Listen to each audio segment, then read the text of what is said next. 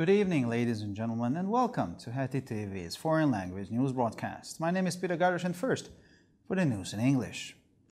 Following President Donald Trump's announcement that the United States is withdrawing from the World Health Organization, Israeli lawmakers are meeting to discuss the possibility of Israel following suit, the Times of Israel reported. According to the Knesset website, the Parliament's Health Committee will hold a special debate on Monday on Israel's withdrawal from the World Health Organization.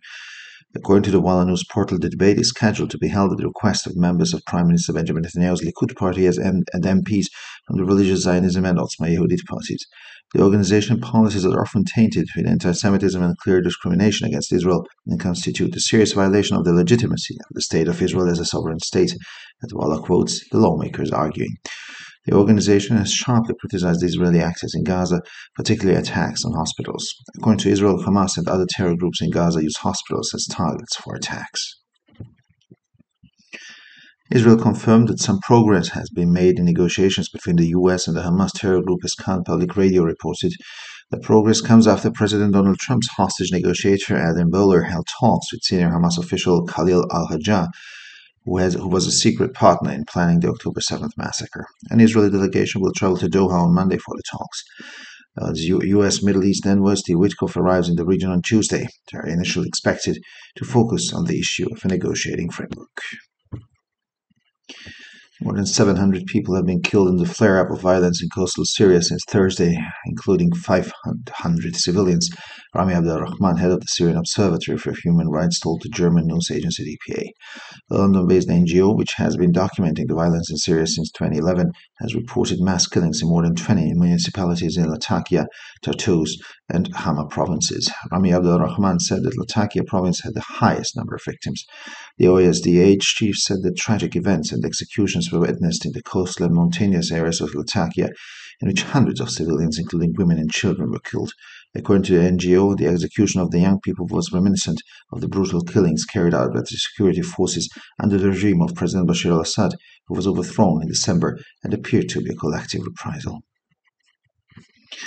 The Chinese, Iranian, and Russian navies will hold a joint military exercise in March, as the Chinese Ministry of National Defense announced. The exercise, codenamed Security Belt 2025, will be held in areas near the Iranian port of Chabahar, as the ministry said. The Chinese fleet taking part in the exercise will include a destroyer and a supply ship. The exercise is scheduled to include exercises in naval target destruction, damage control, and joint search and rescue operations. The joint exercise is aimed at enhancing mutual trust and promoting pragmatic cooperation between the participating countries' navies, the Beijing ministry statement added.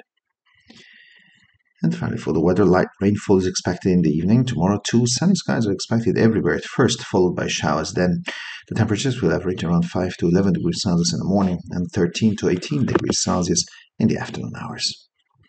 For further news, please visit our websites at www.hetitv.com or breuerpress.com. Thank you for your attention. So much for the news in English, and now for the news in German.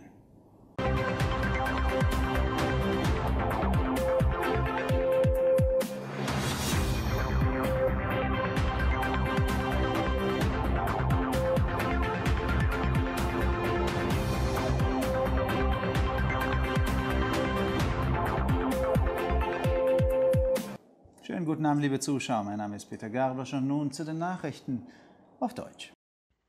Nach der Ankündigung von Präsident Donald Trump, dass die Vereinigten Staaten aus der Weltgesundheitsorganisation austreten werden, treffen sich israelische Gesetzgeber über die Möglichkeit zu diskutieren, dass Israel diesem Beispiel folgt, berichtet die Times of Israel. Laut der Website der Knesset wird der Gesundheitsausschuss des Parlaments am Montag eine Sonderdebatte über Israels Austritt aus der WHO abhalten. Nach Angaben des Nachrichtenportals Walla soll die Debatte auf Antrag von Abgeordneten der Likud-Partei, von Premierminister Benjamin Netanyahu sowie von Abgeordneten der Parteien Religiöser Zionismus und Otzma Yehudit stattfinden. Die Politik der Organisation ist häufig von Antisemitismus und eindeutiger Diskriminierung Israels geprägt und stellt eine ernsthafte Verletzung der Legitimität des Staates Israel als souveräner Staat dar, zitiert Walla, die Gesetzgeber. Die Organisation hat das israelische Vorgehen im Gazastreifen, insbesondere die Angriffe auf Krankenhäuser, scharf kritisiert. Nach Angaben Israels nutzen die Hamas und andere Terrorgruppen im Gazastreifen Krankenhäuser als Ziel von Angriffen. Israel bestätigte, dass bei den Verhandlungen zwischen den USA und der Terrorgruppe Hamas gewisse Fortschritte erzielt wurden, wie der öffentliche Rundfunk Khan berichtete. Diese Fortschritte wurden erzielt, nachdem der Geiselunterhändler von Präsident Donald Trump, Adam Bowler, Gespräche mit dem hochrangigen Hamas-Funktionär Khalil al-Hajjah geführt hatte, der heimlich an der Planung des Massakers vom 7. Oktober beteiligt war. Eine israelische Delegation wird am Montag zu den Gesprächen nach Doha reisen. Der US-Nahostgesandte Steve Witkoff trifft am Dienstag in der Region ein. Es wird erwartet, dass sich die Gespräche zunächst auf die Frage eines Verhandlungsrahmens konzentrieren werden. Mehr als 700 Menschen sind seit Donnerstag beim Aufflammen der Gewalt in der syrischen Küstenregion getötet worden, darunter 500 Zivilisten, sagte Rami Abdelrahman, Leiter der syrischen Beobachtungsstelle für Menschenrechte OSDH, der deutschen Nachrichtenagentur dpa. Die in London ansässige Nichtregierungsorganisation, die seit 2011 die Gewalt in Syrien dokumentiert, meldet Massentötungen in mehr als 20 Gemeinden in den Provinzen Latakia, Tartus und Hama. Rami Abdelrahman sagte, die Provinz Latakia habe die meisten Opfer zu beklagen. Der Leiter des OSDH berichtete von tragischen Ereignissen und Hinrichtungen in den Küsten- und Bergregionen von Latakia, bei denen Hunderte von Zivilisten, darunter Frauen und Kinder, getötet wurden. Der NGO zufolge erinnerte die Hinrichtung junger Menschen an die brutalen Tötungen durch die Sicherheitskräfte unter dem Regime des im Dezember gestürzten Präsidenten Bashar al-Assad und schien eine kollektive Vergeltungsmaßnahme zu sein. Die chinesische, iranische und russische Marine werden im März eine gemeinsame Militärübung abhalten, teilte das chinesische Verteidigungsministerium mit. Die Übung mit dem Codenamen Security Belt 2025 werde in der Nähe des iranischen Hafens Chabahar stattfinden, teilte das Ministerium mit. Die chinesische Flotte, die an der Übung teilnimmt, wird einen Zerstörer und ein Versorgungsschiff umfassen. Die Übung soll Übungen zur Zerstörung von Seezielen, zur Schadensbegrenzung und zur gemeinsamen Such- und Rettungsaktionen umfassen. Die gemeinsame Übung zielt darauf ab, das gegenseitige Vertrauen zu stärken und die pragmatische Zusammenarbeit zwischen den Marinen der beteiligten Länder zu fördern, heißt es in der Erklärung des Ministeriums in Peking weiter. Und schließlich zum Wetter für den Abend werden leichte Regenfälle erwartet. Auch morgen wird zunächst überall sonniger Himmel erwartet, gefolgt von Regenschauern. Die Temperaturen werden im Durchschnitt zwischen 5 und 11 Grad am Morgen und zwischen 13 und 18 Grad am Nachmittag liegen. Für weitere Nachrichten besichtigen Sie bitte unsere Webseiten www.hettitv.com sowie www.breuerpress.com.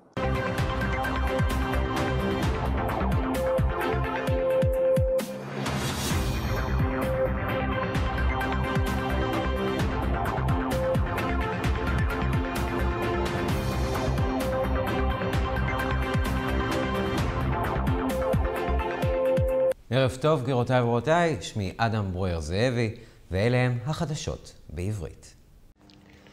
בעקבות הכרזתו של הנשיא דונלד טראמפ כי ארצות הברית תפרוש מארגון הבריאות העולמי, מחוקקים ישראלים נפגשו כדי לדון באפשרות שישראל תלך בעקבותיה, דיווח הטיימס אוף ישראל.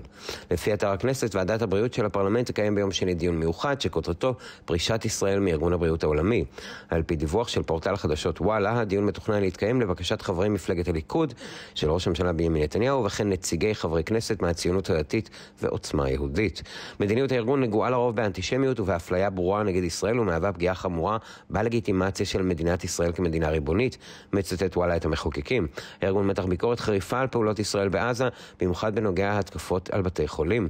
ישראל טוענת כי חמאס וארגוני טרור אחרים בעזה משתמשים בבתי חולים כשטחי היערכות לפיגועים. ישראל אישרה כי חלה התקדמות מסוימת בשיחות בין ארצות הברית לארגון הטרור חמאס, כך דיווח הרדיו הציבורי כאן. ההתקדמות הגיעה לאחר שמנהל המשא ומתן בנוגע לבני הערובה של הנשיא דונלד טראמפ, אדם בוילר, ניהל דיונים עם בכירי חמאס חליל אחג'ה, שהיה שותף בתכנון הטבח ב7 באוקטובר. משלחת ישראלית תיסע לדוחה ביום שני לשיחות. שליחה ארצות הברית למזרח התיכון, סטיב וויטקוף, מגיע לאזור ביום שלישי. המשא ומתן צפוי להתמקד תחילה בסוגיית מסגרת המשא ומתן. יותר מ-700 בני אדם מתו בהתלקחות האלימות באזור החוף של סוריה מאז יום חמישי, כולל 500 אזרחים.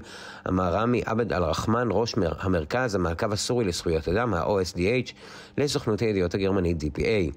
הארגון הלא ממשלתי הלונדוני שמתעד את האלימות בסוריה מאז 2011, דיווח על הרג המוני ביותר מ-20 ערים במחוזות לטקיה, טרטוס וחמה.